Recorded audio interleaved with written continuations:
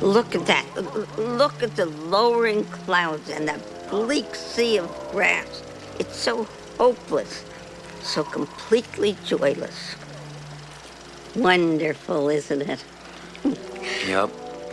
Probably he used the slow stock and pushed the film.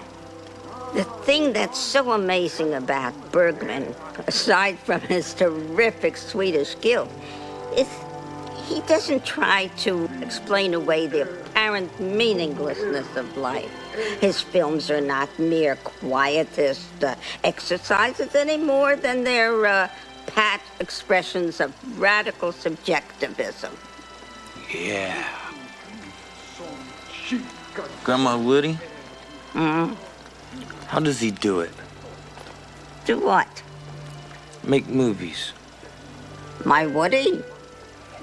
He gets an idea, he writes it down, and he films it again and again and again. He's a perfectionist. No, he's obsessively compulsive. It's not such a good thing, Ed. You want to know how to make movies? I'll tell you just what I told Woody. Think of your movies as documentaries. You can't go wrong. You mean like on PBS? Sea turtles, the ancient nomads.